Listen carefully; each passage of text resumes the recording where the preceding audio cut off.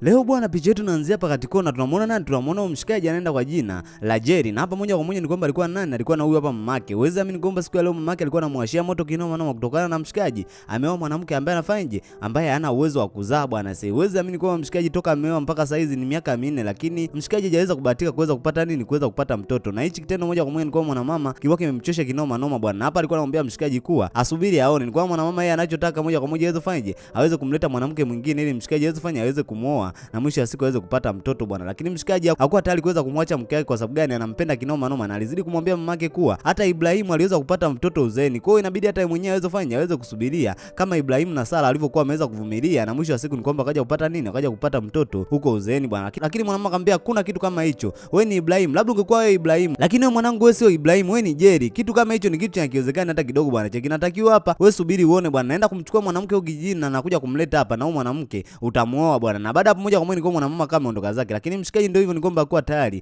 kuweza kumwacha mke wake kwa sababu anampenda kinoma noma. Basi bwana, tunakuja upande wa pili, tunamuona nani? Tunamuona Ubidada. Ubidada anaenda kwa jina la Lita, na Ubidada ndio mke wa nani? Ndio mke wa mshikaji Jerry bwana. Sasa uweza amini kwa Ubidada naye pia hii hali imemchosha kinoma noma. Kila siku anasengenywa na nyanyaswa na mama mkwe wake. Kisa nini? Kisa apati mtoto bwana. Sasa Bidada ametumia kila njia hapo alipo ili aweze kupata nini? Aweze kupata mtoto, lakini uweza amini kwamba njia zote zinanatumia Bidada ni kwamba zinagonga mwamba hadi sio poa bwana. Hichi kitendo Bidada hadi kimemchosha yani. Lakini mshikaji hakuweza kumwacha pembeni Bidada bwana. Ni kwamba alikuwa anamtia moyo, anamfariji na alikuwa anamwahidi kuwa ipo siku ni kwamba atakuja apate nini? Atakuja apate mimba na atakuja awe na mtoto. Lakini Bidada akamwambia hapana bwana, wewe kila siku umekuwa ukiniambia hivi, lakini haya maneno yako hayaleti hata matumaini. Sasa hizi ni miaka 4 imeshapita toka tumeweza kuoana, lakini sijapata mimba mimi. Lakini mshikaji akamwambia usiwe na wasiwasi mke wangu, utapata mimba wewe uwe mvumilivu. Mbona Ibrahimu na Sara waliweza kuvumilia mke wangu, inabidi na sisi tuweze kuvumilia. Mwisho wa siku tutakuja tupate mtoto na sisi usikate tamaa mke wangu. Mungu yupo na Mungu anasikia maombi yetu. Ipo siku ni kwamba na wewe utashika mimba na utakuwa na mtoto wako mke wangu. Achana maneno ya mama. Mama ataongea tu maneno yake na mwisho wa siku ni kwamba hayo maneno yataweza kupita bwana. Sasa uweze amini kwa Bidada alifarijiwa nani? Alifarijiwa na mshikaji bwana. Sasa na akajikuta na tabasamu tena baada ya mshikaji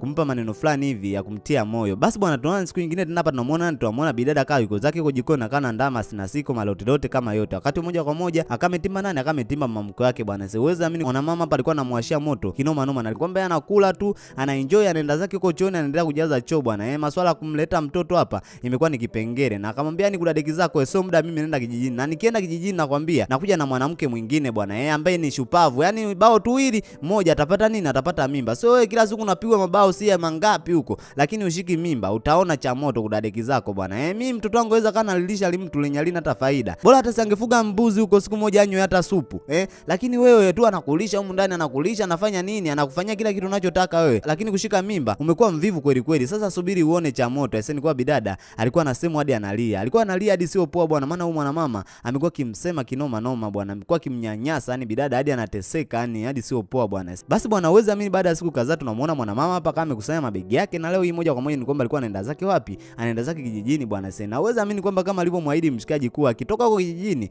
anakuja kufanyaje? Anakuja na mwanamke mwingine bwana, na kama amempa Bidada miezi 4, ndani ya hiyo miezi 4 aga mfanyaje? Aga mpata mimba bwana. Asipopata mimba ni kwa mwanamama anarudi tena hapa na anakuja nani? Anakuja na huyo mwanamke mwingine kutoka wapi? Kutoka kijijini. Basi moja kwa moja ni kwa mshikaji akamemwaga pale Bidada, na moja kwa moja ni kwamba kama amempeleka mamake stand ili akafanyaje? Akapande gari aweze kwenda kijijini. Na uweze amini kilivyo timu kitime fulani hivi cha usiku tunamwona Bidada kama ametulia zake hapa, na wakati moja kwa moja kama amekuja nani? Amekuja mshikaji bwana ili aweze kupumzika. Lakini Bidada siku ya leo hii hakuweza kumruhusu mshikaji aweze kupumzika hata kidogo bwana, kwamba alikuwa anataka afanyaje? Aweze kumtafuna kitumbua chake. Kwa sababu gani? Hapo alipompewa miezi 4 kwa Bidada ilibidi aweze kumforce mshikaji na wao wananjunjana kila siku bwana, ili mradi Bidada aweze kufanya aweze kushika mimba. Mshikaji akawa yuko tayari, akasema nimechoka mke wangu. Akasema umechoka sawa, lakini je mimi naye nyanyaswa na kutukana na mamako inakueje? Mamangu ameshaondoka bwana kwa free bwana, kwa huru mke wangu. Lakini Bidada akamwambia hapana bwana, mamako kweli ameondoka, lakini amenipa miezi 4, siposhika mimba atanifanya atamleta mwanamke humu ndani. Mshikaji akasema mimi ndio baba mwenye nyumba humu ndani mimi ndio kila kitu humu ndani, na mimi ndio mume wako huyo mwanamke atamletea wapi?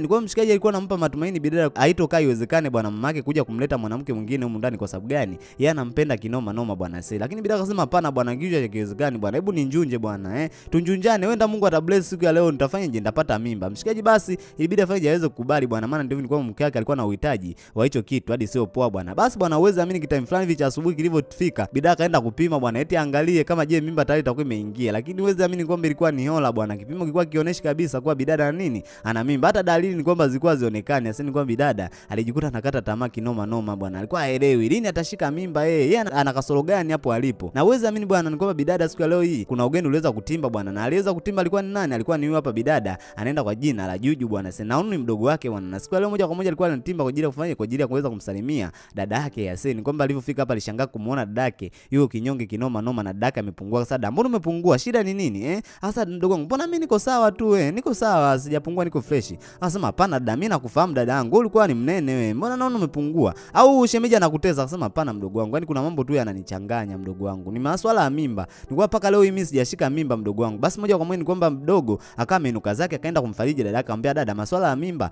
wewe usiwe na wasiwasi dada bwana, kwa Mungu atakuja atabless tu, utapata nini? Utapata mimba bwana. Masuala ya mimba sio ya kuweza kuyafikiria namna hiyo paka dada unapungua, utakuja ufe na pressure. Akasema mdogo wangu, uweze amini, hapa nipo, nimepewa miezi 4 na mama mkwe bwana, naweza kufanya namna yote ile nipate mimba, bila hivyo atamleta mwanamke mwingine hapa aje aolewe na Jerry. Na mama mkwe wako inabidi aweze kuelewa bwana, kwa masuala ya mimba ni mipango ya Mungu, inabidi uweze kufanya, uweze kuvuta subira, ipo siku ni kwamba utaweza kufanya, utaweza kupata mimba bwana. Sasa ni kwa bidada alikuwa mkata tamaa kabisa kwenye swala la kuweza kufanya la kuweza kupata mimba. Basi bwana, tunaona kitime fulani hivi tunamuona bidada kama ametulia zake hapa, wakati moja kwa moja kama kuja nani, amekuja mshikaji bwana. Akasema mke wangu, nini hichi kinachoendelea? Akasema nini tena mume wangu, mbona serelea? Akasema nimemwona Juju pale amekuja, amefuata nini Juju hapa au ndio zile mambo yako zilikuwa unaniambia tayari umeshaanza kuzifanyia kazi? Bidada akasema ndio hivyo bwana, nimeshaanza kufanyia kazi. Acha kujikatia tamaa mke wangu, ipo siku utashika mimba. Akasema hapana mume wangu, nimechoka, mako amekuwa kininyanyasa mimi, akinitukana bwana, mimi niko tayari mdogo wangu aweze kulala na wewe bwana, na mwisho wa siku muweze kupata mimba, na mimi ndio hivyo sina uwezo wa kuzaa mume wangu, kwa hiyo itabidi uweze kutembea na mdogo wangu kwa namna yoyote ile. Lakini mshikaji hakuwa tayari, akasema haiwezekani hiyo mke wangu, haiwezekani hata kidogo bwana. Sasa kwa mshikaji aligoma kabisa kuweza kulala na nani, kuweza kulala na shemeji yake bwana, ili aweze kumpa mimba bwana. Sasa lakini ndio nilikuwa bidada alikuwa anakitaka hicho kitendo bwana. Basi bwana, uweze amini kwamba siku iliyofuata tunamuona bidada akawa ametulia zake bwana. Sasa na mwanamume alitimba siku ya leo hii bwana. Sasa kwamba ile siku yenye mwanamume alidai kwa atatimba ndio hii imefika bwana. Akamwambia mpuzi, mpaka sasa ni miezi 4 imepita bwana, vipi umepata mimba? Sasa mama, lakini ndio nilikuwa nipo kwenye process. Ulikuwa upo kwenye process, mwenzako huyu hapa amekuja na mabegi hebu kaa hapa wewe, njoo bwana kaa hapa, hii ndio nyumba ya mume wako hii. Asiwezi amini kwamba alimleta nani, alimleta bidada mwingine hajaishi na mshikaji. Akamwambia usiwe na wasiwasi, hii ni nyumba ya mume wako hii bwana, au kalungu mpuzi huyu si ameshinda kushika mimba. Sasa mama, lakini mimi nishakwambia mama, naomba mpate kunipa muda si mrefu, ni kwamba mambo atakaa sawa. Mambo atakaa sawa lini? Ni miaka 4 saizi mambo hayakai sawa, kila siku unaniambia tu mambo atakaa sawa. Akamwambia mama, lakini inabidi tuweze kuwa wavumilivu. Tuweze kuwa wavumilivu kivipi wewe kudadeki zako wewe? Una kizazi wewe mpuzi kabisa wewe. Miaka 4 yote mtoto wangu anapoteza tu nguvu kukunjunja tu, lakini hauleti faida yoyote hapa. Unamzeesha na kumzeesha mtoto wangu. Sasa naona kabisa mwili wako unazofika, kila siku anakupelekea moto, anakunjunja lakini mimba ushiki. Sasa subiri uone, nimemleta huyu hapo mwenzako, bao tu hili moja, yani bao moja mwenzako anapata mimba. So unakaa tu na litumbo lako hilo linyalishiki mimba hilo. Asiwezi amini kwa mwanamama alikuwa na maneno ya shombo hadi sio poa bwana. Na alikuwa anamwambia bidada kwa huyu mwenzake bao tu moja ni kwamba anashika nini, anashika mimba. Akamwambia Enjo, hebu simama tu nikakuoneshe kwenye chumba cha mume wako bwana. Asiwezi amini kwamba kama mchukua Enjo moja kwa moja akampeleka wapi, akampeleka kwenye chumba cha mume wake bwana, ambacho cha nani, ni cha mshikaji Jerry. Uwezi amini kwa bidada kama amechukua simu alakalaka kumpigia nani, kumpigia Jerry ili aje afanye aone hichi kinachoendelea. Uwezi amini kwa mshikaji alitimba bwana, na alimwashia mmake moto kinao noma. Mama akamwambia wewe kudadeki zako unichichi chochote bwana, nikupa miezi 4 nimwambia wewe mke wako afanye aweze kupata mimba, lakini mke wako ameshinda kupata mimba. Akasema hapana mama bwana, nishakwambia mimi sihitaji mwanamke, na umpate kutoka naye nje mwanamke, mimi simtaki huyo mwanamke hapo uliyomleta. Sasa uwezi amini kwa mshikaji leo hii anamtimua mamake kwenye nyumba. Akamwambia kudadeki zako yani unanitimua mimi kwa ajili ya huyo mwanamke huyo kaba huyo mwenye ashiki mimba huyo mgumba huyo. Mtoto wangu, yani umekosea sana, umekosea mtoto wangu. Mimi nimekutunza tumboni miezi 9, nimekunyonyesha miaka 2 mtoto wangu, leo huyu unanitimua mimi kwa ajili ya huyo mpuzi huyo mwanamke mwenye azai huyo. Akasema hapana mama bwana, huyu ni mke wangu. Naye bidada akawa amemsogelea pale mwanamama, alikula kofi. Akasema mpuzi, kudadeki zako nikwambia usiniite mama.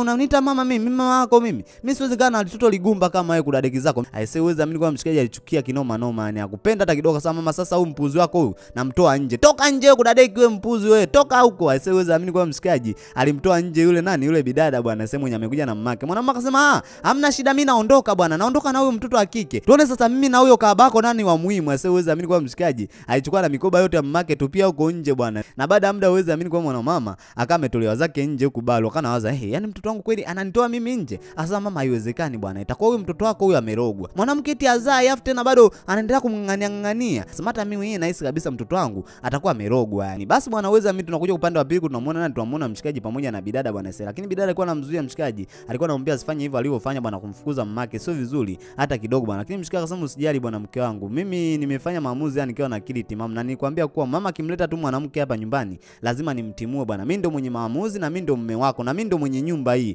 Aisee, uweze amini kwa mshikaji simamia pale pale kwenye msimamo wake kwa yeye hawezi akamwacha bidada hata kidogo bwana, kwamba yeye anampenda kinoma noma bidada, kwa yuko tayari hawezi kumwacha bidada eti kisa mamake amemletea mwanamke mwingine wa kijijini. Sasa ni kwa bidada alijisikia faraja kinoma noma, maana ndio ni kwamba mshikaji anampenda hadi sio poa bwana. Basi bwana, uweze amini kwa bidada siku kadri zilivyokuwa zinazidi kwenda ni kwamba alikuwa anaendelea kutafunwa kitumbua na mshikaji, lakini ndio ni kwamba kadri alivyokuwa anaenda kupima alikuwa anakuta mimba haifanyi mimba ingine, na hichi kitendo kilikuwa kinamfanya bidada aendelee kufanya endelee kujiona yeye ana tatizo bwana. Na uweze amini kwamba siku iliyofuata bidada alichoamua kukifanya, alimuita mdogo wake bwana, alimwambia mdogo wake kuwa yeye ameshindwa kuweza kupata mimba, lakini anataka mdogo wake afanye aweze kulala na shemeji yake, huenda atafanya huenda atapata mimba. Bidada Juju akashangaa, akamwambia ndio mdogo wangu, inabidi uweze kulala na shemeji yako. Sasa dada, yule una akili kabisa, yani mimi nilale na shemeji yangu ili niweze kupata mimba? Ni kitu hakiwezekani hata kidogo bwana. Yani hebu fikiria tena. Sasa mdogo wangu, nimefikiria mimi nimefikiria wewe si mdogo wangu wa damu, sasa kuna shida gani? Mimi siwezi nikampatia mimba bwana, kwa hiyo inabidi wewe ndio uweze kufanye uweze kulala naye. Lakini bidada ni kwamba hakuwa tayari hata kidogo bwana. Na bidada kuishia hapo bwana, ibidi afuate nani? Amfuate mshikaji aje muombe na mshikaji bwana. Lakini mshikaji naye hakuwa tayari kuweza kufanya hicho kitendo bwana, yani eti alale na shemeji yake leo hii ili shemeji yake aweze kupata mimba, ni kitu hakiwezekani hata kidogo bwana. Lakini bidada alimforce kinoma noma, alimuomba mshikaji hadi sio poa bwana, mshikaji aweze kukubali aweze kulala nani, aweze kulala na bidada ili aweze kupata mimba. At least wataweza kupunguza hasira za mama mkwe bwana. Mama mkwe anataka mtoto, basi hamna shida, ni kwamba yeye mshikaji atapolala na yule bidada na mwisho wa siku kwamba bidada atapata mimba, ataweza kujifungua kwa sababu gani? Yule bidada na huyu bidada ni nani? Ni dada na mdogo, kwa hakuna kitu chenye kitakuwa kimfanyaje, kitakuwa kimepungua. Na uweze amini kwamba wote waliweza kugoma. Bidada alichoamua ni kwamba alikasirika kinoma noma, kwa kutaka kuweza kuongea na mshikaji wala kutaka kuweza kuongea na nani, kuweza kuongea na bidada bwana. Sasa ni kwamba kana anapita pale kama wajui, mshikaji kana shangaa nini tena hichi mke wake, nini kinachosababisha hiyo hivi. Na uweze amini kwamba mshikaji alipokuwa anarudi zake jioni kazini, anakuta tu mke wake yuko busy kinoma noma bwana, ni kwamba hata amchangamkia hata kidogo. Sasa ni kwamba mshikaji akana shangaa, akamwambia mke wangu, lakini ndio ni kwamba bidada hakutaka hata kujibu hata kidogo bwana, maana ndio ni kwamba mshikaji alikuwa amezingua, hakutaka kuweza kufanya, hakutaka kuweza kulala na mdogo wake. Na uweze amini kwamba baada ya muda mdogo wake ilibidi afanye aweze kumuita bidada ili aweze kuongea bwana. Sasa na bidada alimthibitishia, alimwambia usiwe na wasiwasi mdogo wangu bwana, ni kwamba akikupa tu mimba yule mwanaume ni kwamba wewe utashika mimba, mimi na uhakika kabisa mdogo wangu utashika mimba, inabidi tuweze kumzalia huyu mwanaume bwana mdogo wangu, na mimi sitakuwa na shida yoyote wewe utaposhika mimba, nitakujali kama mdogo wangu na nitakujali kama mke mwenzangu, hamna shida yoyote. Lakini bidada akawa anadai kuwa yeye anaogopa kinoma noma kwenye hilo swala bwana. Lakini bidada alimsitishia kuwa usiwe na wasiwasi, kitu kama hicho hakitaweza kutokea bwana, kwa mimi nitakujali na mambo yote ataweza kukaa sawa. Basi moja kwa moja ni kwa bidada aliweza kukubali, na uweze amini kwa bidada alikuja kumwambia mshikaji kuwa mdogo wake ameweza kukubali yeye aweze kufanya aweze kushika mimba. Lakini mshikaji akasema mke wangu, nini kinachoendelea bwana, mimi siko tayari. Akamwambia mume wangu ndio hivyo bwana, inabidi uweze kufanya uweze kukubali, mdogo wangu ameshakukubali, kwa mbaki fanye umbaki wewe. Sasa ni kwa mshikaji jitahidi kukatakata pale, lakini ndio hivyo ni kwa mke wake alikuwa amekazia kinoma noma bwana, noma sana. Na basi bwana, baada ya muda mshikaji ilibidi afanye aweze kukubali na yeye bwana, maana ndio ni kwamba shemeji yake kama ameweza kukubali. Na bidada moja kwa moja alimchukua nani, alimchukua mdogo wake, alimleta wapi, alimleta kwenye chumba chao ili mshikaji aweze kufanya aweze kumjunja huyu shemeji yake bwana. Sasa mshikaji yako amini bwana, leo yeye analetoa mtoto super, mtoto nyepenyepe. Na uweze amini baada ya muda alikuwa mshikaji alianza kumpelekea bidada nani, bidada Juju moto bwana. Sasa na bidada naye akiwa amelala kitandani hapo hapo, sasa ni kwamba kana anaangalia kwa pembeni. Sasa kweli mume wake anakamua hadi sio poa bwana, ngombe mshikaji alikuwa anapeleka moto linanjunja linatafuna kitumbua hadi sio poa bwana. Si bidada yeye mwenyewe amemruhusu, kwani shida iko wapi? Ni kwa mshikaji alikuwa anaendelea kukaza na kupeleka moto, na alipeleka moto kisawasawa hadi bidada mwenyewe akaona kweli hii ni hatari bwana. Alikuwa anaumia lakini hana namna, inabidi tu aweze kukubali. Na kulivyokucha asubuhi ni kwa bidada alimchukua nani, alimchukua mdogo wake, akamfanya jaka amemtoa bwana, amemsindikiza hapo tu, akawa anasubiri matokeo waweze kuangalia kama bidada kweli je atashika mimba. Na wakati huo mshikaji alikuwa zake juu bwana, naangalia tu, yani amini kuwa mshikaji leo hii ametafuna kitumbua, yani ametafuna dada na mdogo. Na uweze amini kwamba siku zilikuwa zimezidi kwenda, na leo hii mshikaji alikuwa anapata zake hapa msosi na nani na bidada bwana. Lakini uweze amini kwamba wakati anaendelea kupiga zao hapa msosi, moja kwa moja ni kwamba simu ya mshikaji iliweza kuita. Mshikaji kama amechukua zake pale simu ili aweze kupokea bwana. Uweze amini kwamba zilikuwa ni taarifa mbaya zilizoweza kufanya kumfikia mshikaji. Kwa sababu gani? Ndio hivyo, ni kwamba mshikaji alikuwa ameambiwa kuwa mamake amepata ajali alipokuwa anakuja zake mjini bwana. Kwa moja kwa moja ni kwamba mamake hapo alipo amepoteza maisha bwana. Uweze amini kwamba mshikaji alichanganyikiwa kinoma noma, na moja kwa moja ni kwamba mshikaji alikuwa anahitajika aende wapi, aende zake huko hospitalini bwana. Alitoka nduki hadi sio poa bwana. bwana. Sasa ilibidi moja kwa moja aweze kwenda huko hospitalini. Na uweze amini kwamba baada ya muda ni kwamba mshikaji aliweza kufanya mazishi ya mamake bwana, maana ndio ni kwamba mamake alishapoteza maisha bwana. Mamake alikuwa anakuja zake wapi? Alikuwa anakuja zake huku mjini kumtembelea mtoto wake bwana. Sasa lakini ndio ni kwamba alipokuwa njiani aliweza kupata ajali na mwisho wa siku akapoteza maisha. Sasa ni kwamba kitendo mshikaji kilikuwa kimemuuma kinoma noma, na alikuwa anajihisi yeye ni mkosaji. Kwa sababu gani? Yeye alikuwa amemfukuza mamake, alikuwa amemtumia nduki, lakini ndio ni kwamba hakupata nafasi ya kuweza kumwaga mamake, kuongea naye vizuri. Hadi leo hii ni kwamba mamake amefanyaje? Ameweza kupoteza maisha bwana. Sasa na bidada hapa pamoja na nani na Juju ndio akawa anamfariji mshikaji, lakini mshikaji alikuwa na machungu kinoma noma, kaona aweza kalia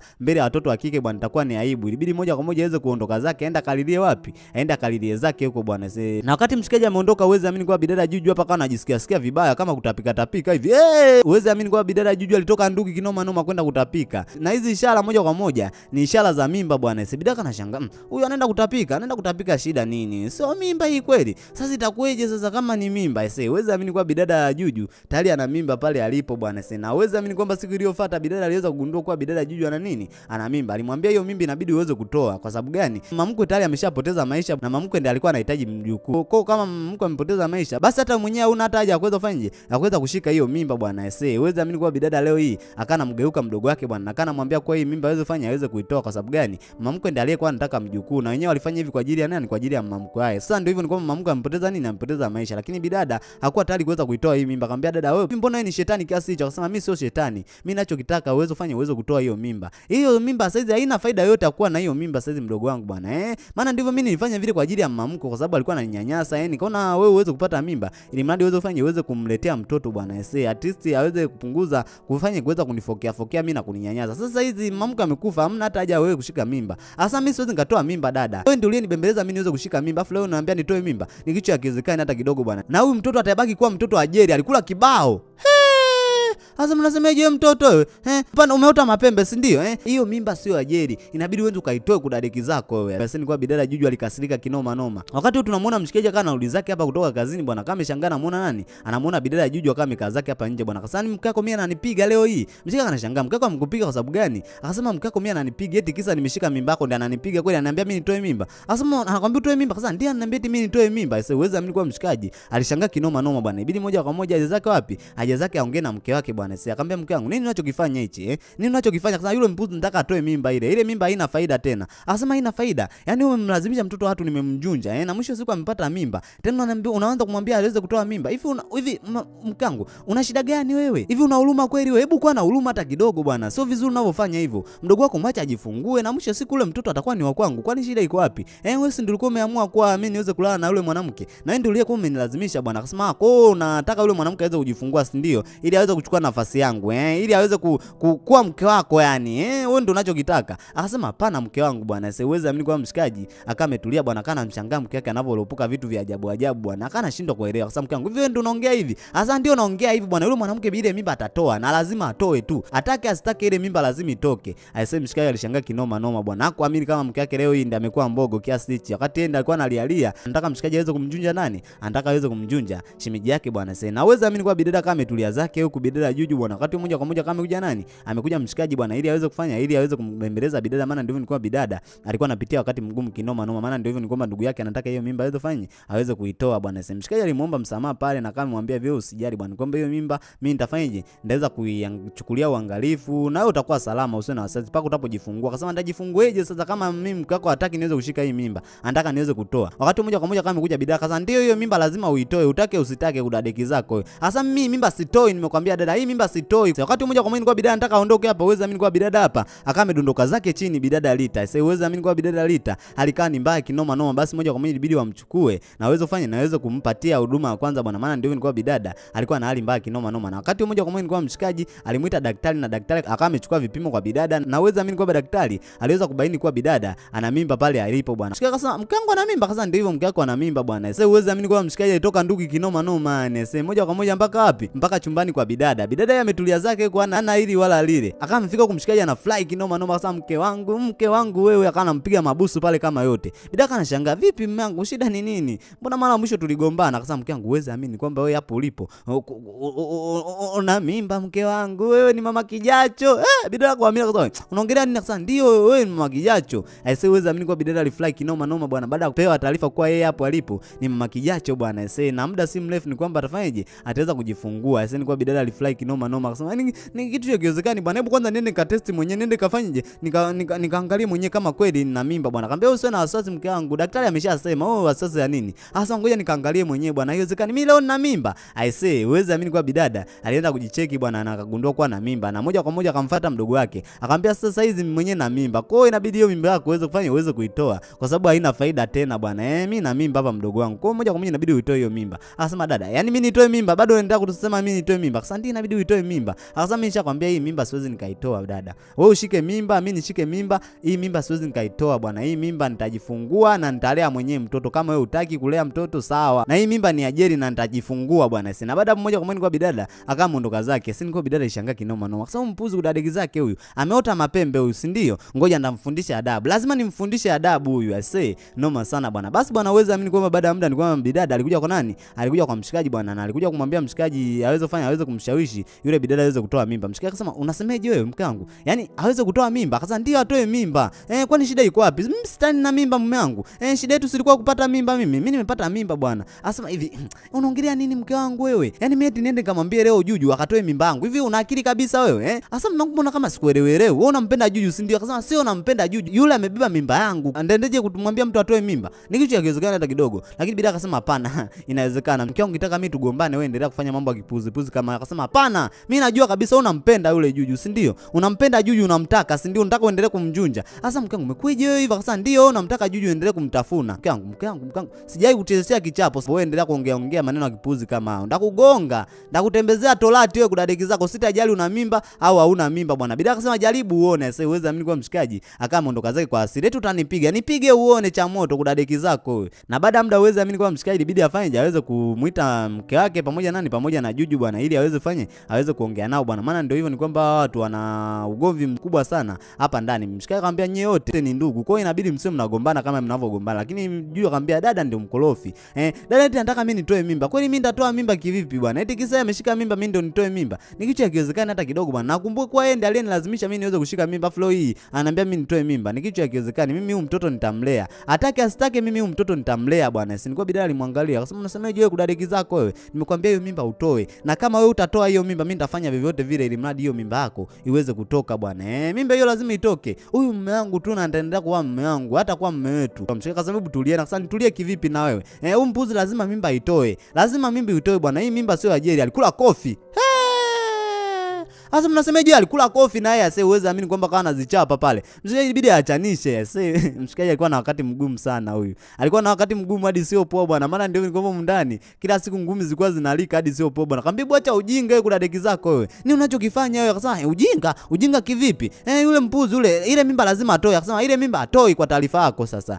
Akasema utaona sasa kama atakao humu ndani. Akasema na atakao humu ndani na hakuna cha kumfanya. Sasa uweze amini wewe mshikaji alikuwa mind kinoma noma, na baada ya muda uweze amini kwa bidada aliona afanye aweze kuepusha shari tu aweze kuondoka zake. Kwa sababu gani? Dadake amtaki humu ndani bwana. Kwa hiyo ilibidi aweze kuondoka zake, maana ndio nilikuwa dadake mwisho wa siku asije akafanyaje, asije akamteshia kichapo, na mwisho wa siku nilikuwa mtoto akaweza kutoka tumboni bwana. Akamwambia Jerry, huyu mtoto ni wa kwako na mimi naondoka tu, lakini light ukijua kwa huyu mtoto ni wa kwako bwana.